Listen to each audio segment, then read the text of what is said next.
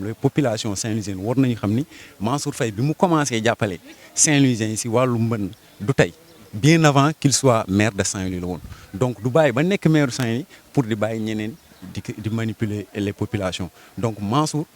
moo ngi ànd ak population bi dans n'importe quelle circonstance et que tey waroon na fi taxaw comme ñun ñu fi taxawee à chaque fois buy tournée di am on le faisait avec Mansour Faye mais bu ngeen gisee tey nekk fi dafa nekk en mission bi nga xamante ni wàllu liggéey la mais bien avant Mansour di dem régler na problème yëpp nu mu régler problème mooy moto pompe yu mu yoroon jot na ko renforcer et que nag faw nit ñi comprendre les populations Saint-Louis a plus de 33 quartiers boo seetloo 15 yëpp c'est des quartiers yi nga xamante ni c'est des quartiers inondés inondation bi dafa métti et que rôle Mansour Faye du loti si ay koñ wala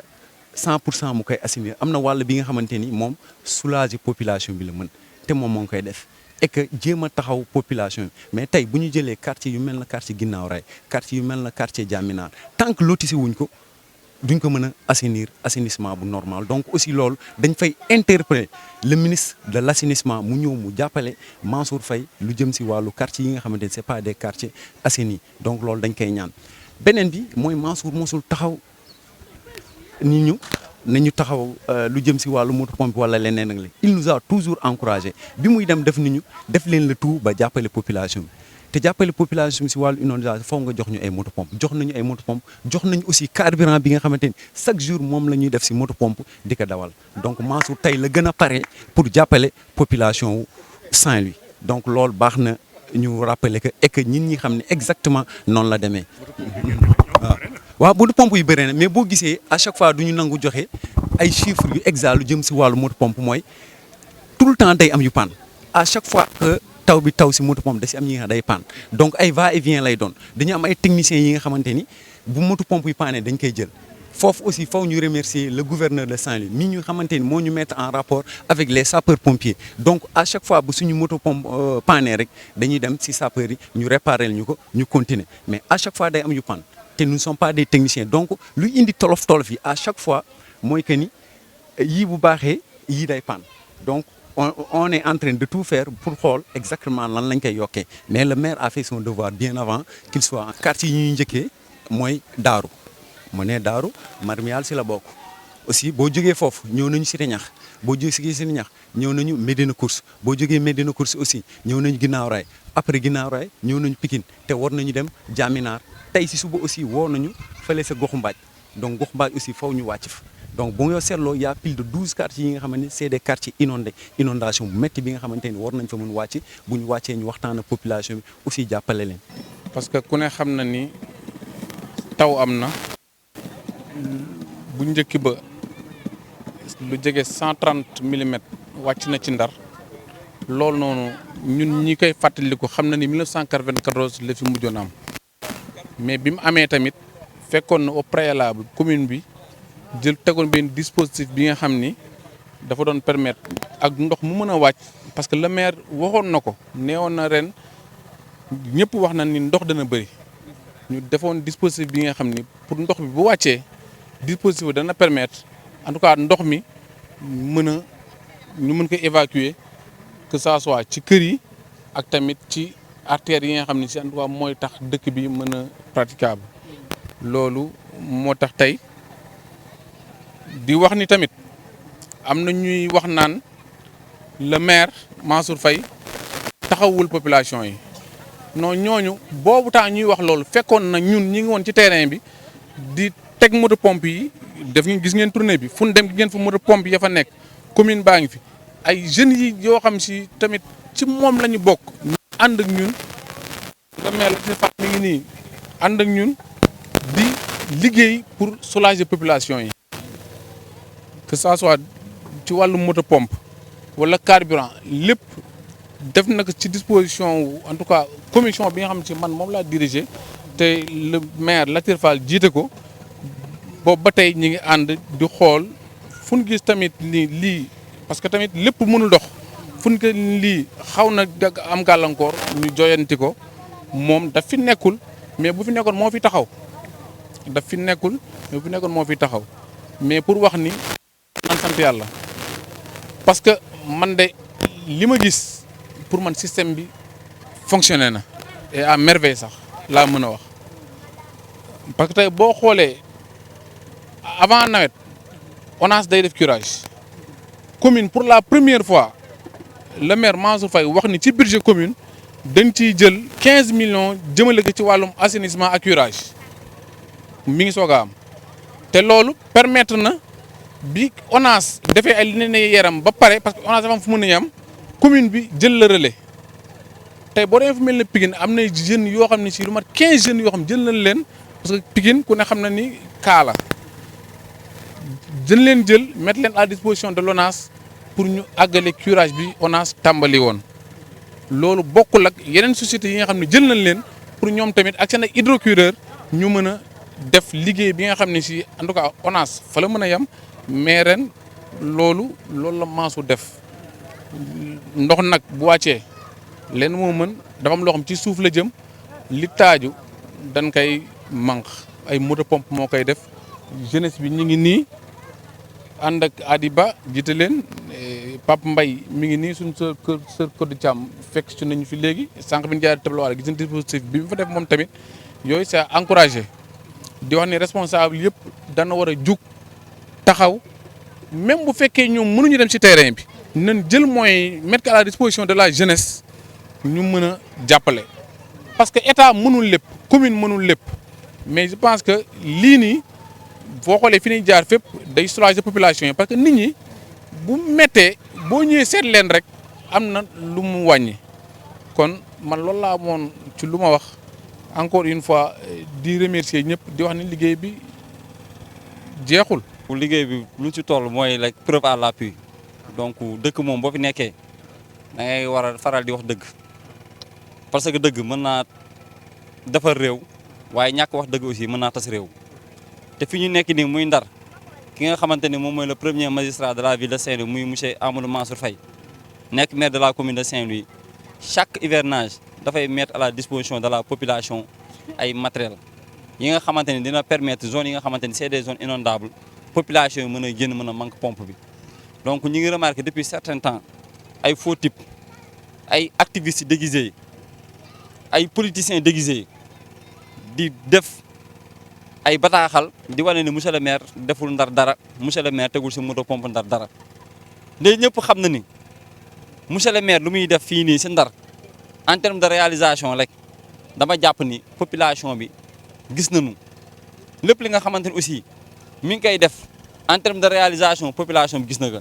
chaque année aussi hivernage bu jotee matériel logistique bi nga xamante ni aussi mi ngi koy génnee mettre à la disposition des population bi gis nañ ko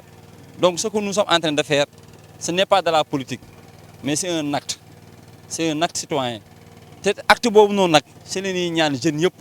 ñu delloo si seen xel delloo si seen xalaat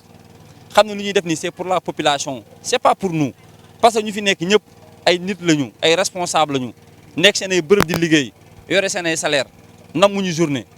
bu ñu namoon journée tey jii man mii Pambay rek en tant que responsable politique APR tey bu ma neexoon ma jël samay jeunes fay leen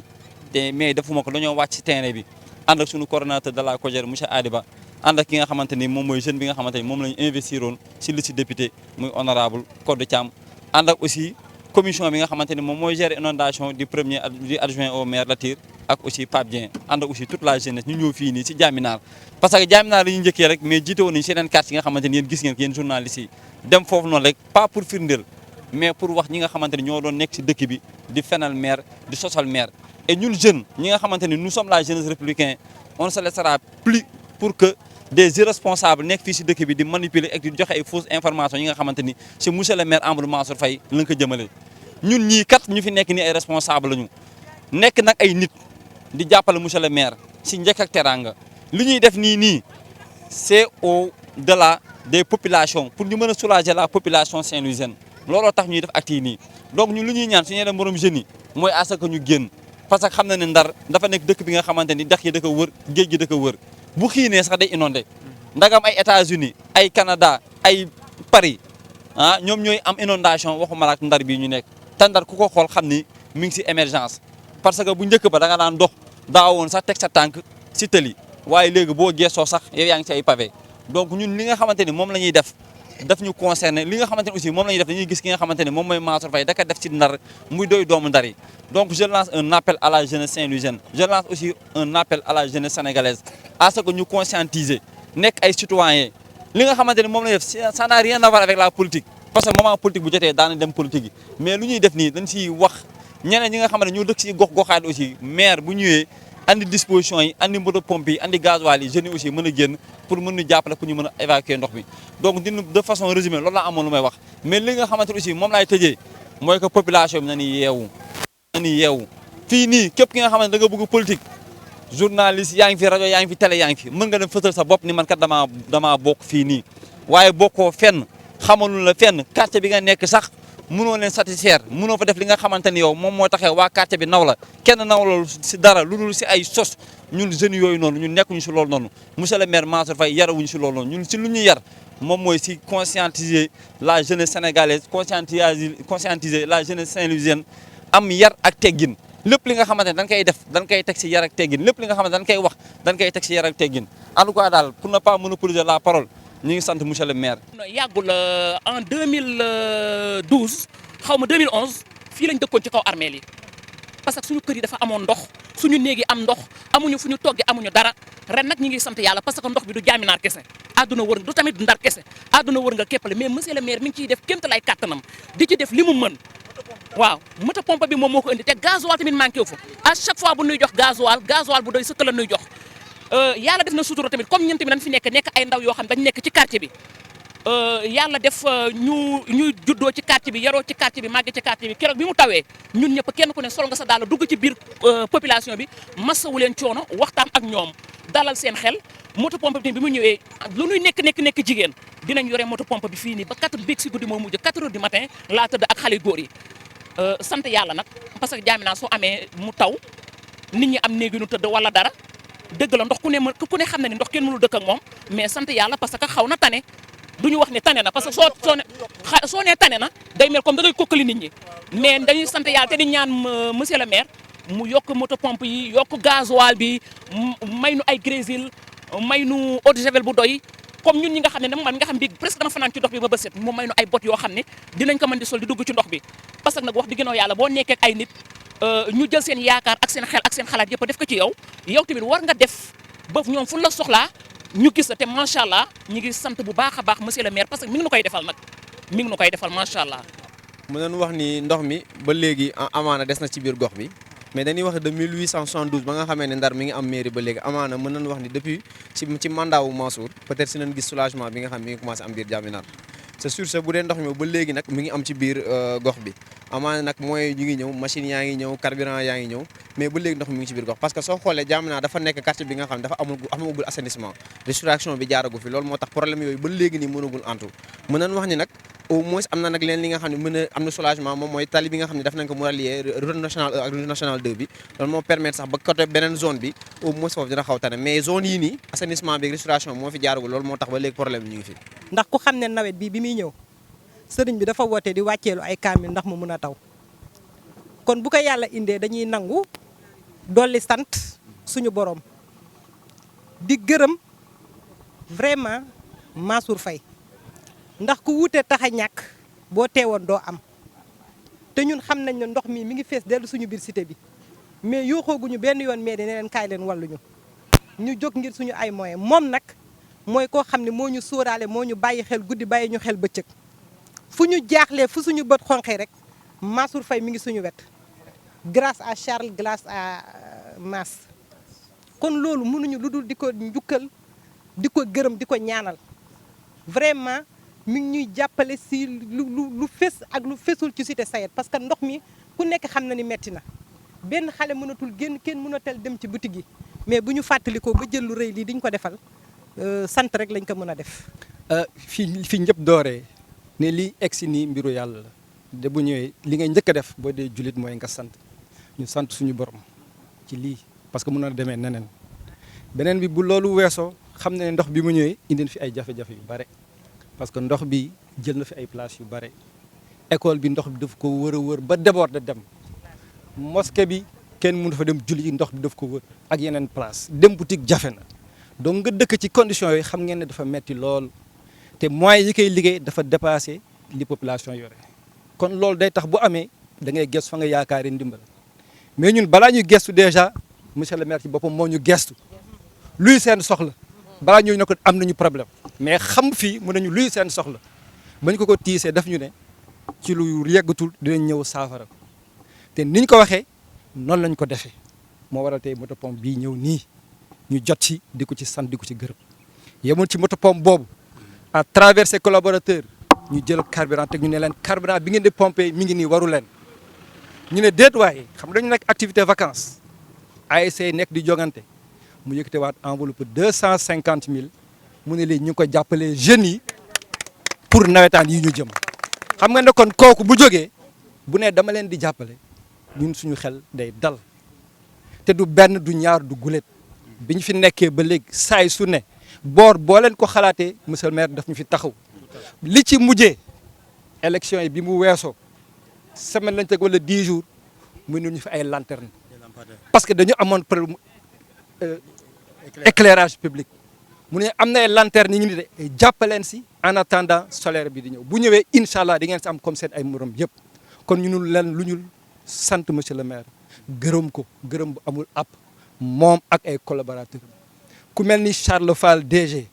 ku mel ni monsieur Massamba Samb xëy na aussi tey gis ñu fi DG Seyni